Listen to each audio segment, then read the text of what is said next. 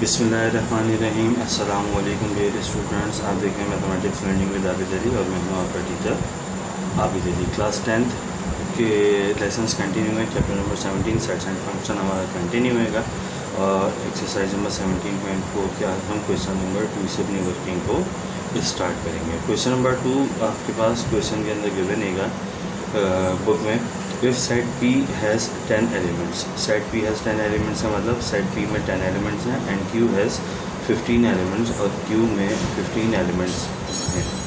Find the number of elements of P cross Q, Q cross P, P cross P and Q cross Q। आप बताइए कि P cross Q में कितने elements होंगे, Q cross P में कितने elements होंगे, P क्रॉस P में कितने एलिमेंट्स होंगे और Q क्रॉस Q में कितने एलिमेंट्स मौजूद होंगे।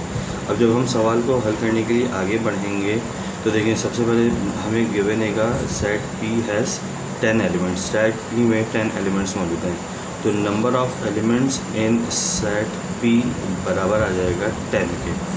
इसी तरीके से फिर आपको सेट Q के एलिमेंट्स के बारे में बताया जाता है। Q हैज़ 15 एलिमेंट्स तो number of elements in set Q बराबर रहेगा 15 के। सबसे पहले आपको मालूम करना है P क्रॉस Q कि P क्रॉस Q में कितने एलिमेंट्स हैं।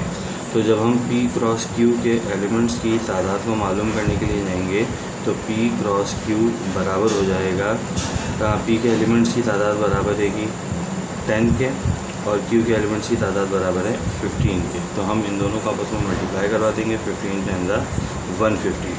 तो P क्रॉस Q में 150 एलिमेंट्स होंगे। इसी तरीके से Q क्रॉस P अब आपको मालूम करना है तो हम Q क्रॉस P को मालूम करते हैं। Q क्रॉस P बराबर रहेगा, Q के एलिमेंट्स की तादाद 15 है, P के एलिमेंट्स की तादाद 10 है। दोनों को मल्टीप्लाई करा देंगे, 10 15 150। एक बार फिर आपको पता चल गया कि Q क्रॉस P में 15 एलिमेंट्स मौजूद हैं। इसी तरीके से अब हम P क्रॉस P को मालूम करेंगे, P क्रॉस P में कितने एलिमेंट्स होंगे तो P क्रॉस P बराबर हो जाएगा, P के एलिमेंट्स की तादाद 10 मल्टीप्लाइड बाय 10 तो 10 × 100। तो P क्रॉस P में 100 एलिमेंट्स मौजूद होंगे।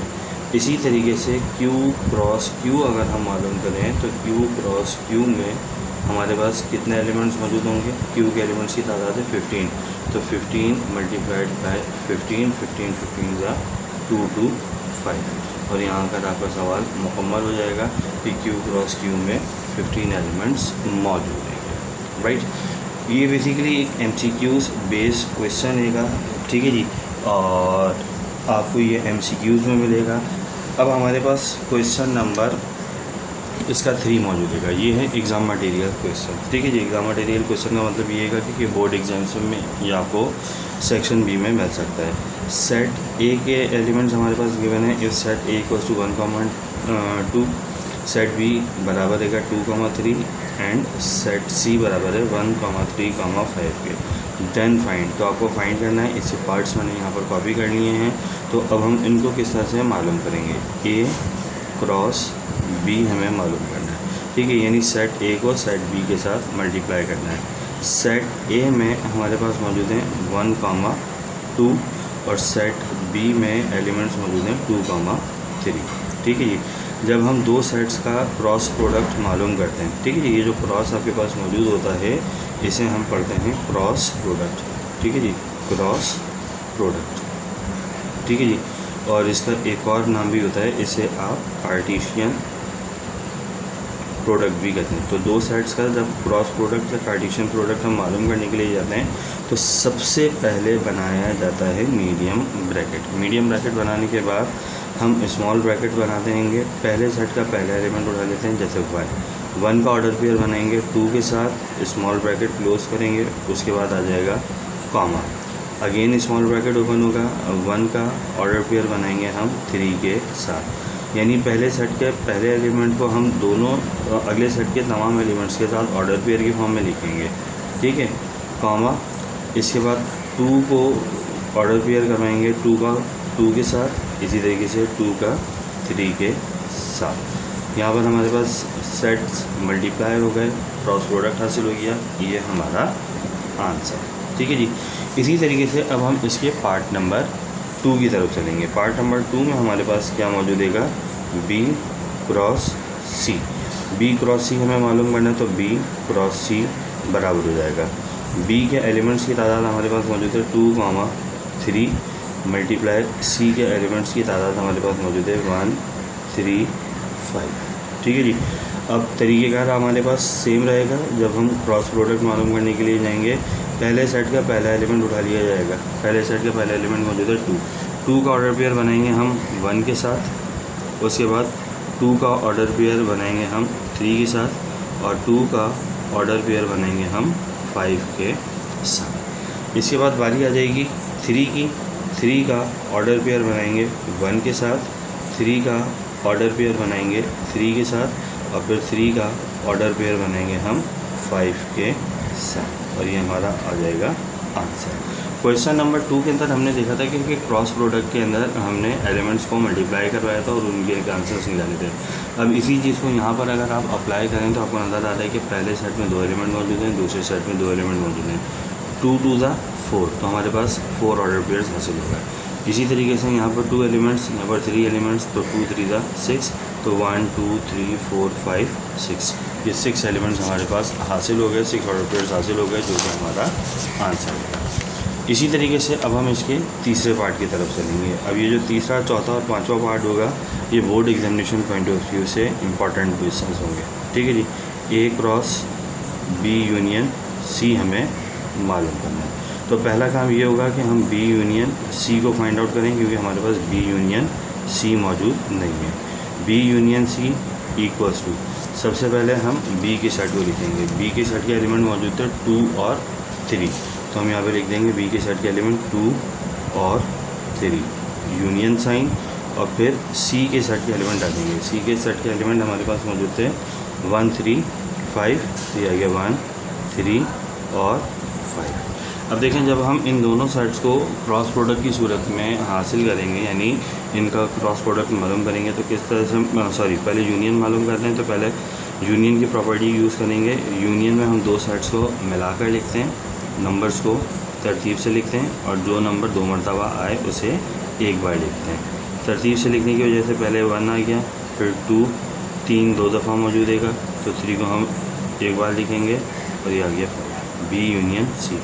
अब इस बी यूनियन सी का क्रॉस प्रोडक्ट हम मालूम करेंगे ए के साथ, तो A cross B union C equals to A का सेट हमें मालूम है कि हमारे पास मौजूद था 1, 2, तो हम ए के सेट के एलिमेंट्स को लिख देंगे 1, 2 मल्टीप्लाई, और फिर B union C. B union C हमारे पास मौजूद है 1 2 3 और 5। हम क्रॉस प्रोडक्ट में क्या काम करते हैं, क्रॉस प्रोडक्ट में हम पहले सेट के पहले एलिमेंट को तमाम दूसरे सेट के तमाम एलिमेंट्स के साथ एक एक करके ऑर्डर पेयर की फॉर्म में लिखते हैं। तो ये हमारे पास आ जाएगा 1, 1 1, 2 1, 3 और 1, 5। इसी तरीके से 2, 1 2, 2 2, 3 और 2, 5, और ये आपका जवाब हो जाएगा, आपका आंसर हो जाएगा। इसी तरीके से पार्ट नंबर हम 4 की बात करेंगे। पार्ट नंबर 4 में हमारे पास मौजूद है B cross A union C. अब देखें, पहले हम ए यूनियन सी को फाइंड आउट करेंगे। A union C is equals to A का सेट 1, 2 यूनियन साइन, और सी का सेट 1 3 और 5। यूनियन में 2 सेट्स को मिलाकर लिखते हैं, नंबर्स को तरतीब से लिखते हैं, और जो नंबर 2 मरतबा आए उसे एक बार लिखते हैं। 1 2 बार था, एक बार आ गया, 2 आ जाएगा, 3 आ जाएगा, और फिर 5 आ जाएगा। अब इसका क्रॉस प्रोडक्ट हम मालूम करेंगे बी के साथ, तो B cross A union C is equals to, पहले बी का सेट आ जाएगा। बी का सेट हमारे पास मौजूद था 2 और 3, क्रॉस प्रोडक्ट का साइन आ जाएगा, और फिर 1 2 3 और 5। ठीक है, अब हम क्या काम करेंगे, पहले सेट के पहले एलिमेंट को उठा लेंगे। हमने 2 को उठा लिया, 2 का ऑर्डर पेयर 1 के साथ, 2 का ऑर्डर पेयर 2 के साथ, 2 का ऑर्डर पेयर 3 के साथ और 2 का ऑर्डर पेयर 5 के साथ। इसी तरीके से 3 को उठा लेंगे हम, 3 का ऑर्डर पेयर 1 के साथ, 3 का ऑर्डर पेयर 2 के साथ, 3 का ऑर्डर पेयर 3 के साथ और फिर 3 का ऑर्डर पेयर 5 के साथ, और यहाँ आकर आपका आंसर हासिल हो जाएगा। तो B cross A union C। ठीक है जी। अब इसके बाद पार्ट नंबर 5 की बारी है। पार्ट नंबर 5 में आपको कहा जाता है कि A इंटरसेक्शन B और B इंटरसेक्शन C का क्रॉस प्रोडक्ट मालूम करें। A intersection B multiplied by B intersection C। तो पहले देखें हम A इंटरसेक्शन B मालूम करेंगे। A intersection B equals to A का साइड हमारे पास मौजूद है 1, 2 इंटरसेक्शन साइन, और B का साइड हमारे पास मौजूद है 2, 3। हम दोनों का इंटरसेक्शन जब मालूम करने के लिए जाएंगे तो इंटरसेक्शन में एक जैसे एलिमेंट्स को बाहर निकाला जाता है। 2 कॉमन निकल जाएगा, 2 को हम निकाल लेंगे बाहर। इसी तरीके से अब हम मालूम करेंगे इसका B intersection C। B intersection C जब हम मालूम करने के लिए जाएंगे तो B intersection C equals to पहले B का साइड आ जाएगा 2, 3 इंटरसेक्शन साइन और फिर C के साइड आ जाएगा। C के साइड के एलिमेंट थे 1, 3 और 5। इंटरसेक्शन में हम दो साइड्स में से कॉमन एलिमेंट को बाहर निकालते हैं, तो यहाँ पर बाहर निकल रहा है 3। जब दोनों साइड से इंटरसेक्शंस हमारे पास हासिल हो जाएंगे देन हम अपने सवाल की एक्चुअल रिक्वायरमेंट की तरफ जाएंगे। सवाल की actual requirement A intersection B cross B intersection C की वैल्यू को मालूम करना है। A इंटरसेक्शन B बराबर 2 के क्रॉस और फिर B इंटरसेक्शन C बराबर है 3 के। ठीक है जी। हम क्या काम करते हैं क्रॉस प्रोडक्ट में, पहले सेट के पहले एलिमेंट को दूसरे सेट के एलिमेंट के साथ मिलाकर लिखते हैं ऑर्डर पेयर के फॉर्म में। ये हमारे पास हासिल हो गया। अब ये एक सेट हमारे पास हासिल हुआ है, इससे कोई फर्क नहीं पड़ेगा, हमारे पास एक एक एलिमेंट मौजूद थे और ये हमारा आ जाएगा आंसर। यहाँ आने के बाद हमारा क्वेश्चन नंबर 3 भी मुकम्मल हुआ। इंशाल्लाह अगली वीडियो के अंदर हम आपके साथ क्वेश्चन नंबर 4 के साथ हाजिर होंगे। एग्जैक्टली क्वेश्चन नंबर 4 की पहले उसमें थ्योरी बताई जाएगी, फिर आपको वो सवाल हल करवाया जाएगा। तब तक के लिए इजाज़त दीजिए। Thank you so much. देखते रहिए mathematics learning with Abid Ali. Channel को सब्सक्राइब कीजिए, वीडियो को लाइक कीजिए, कमेंट्स कीजिए, शेयर कीजिए। Thank you so much.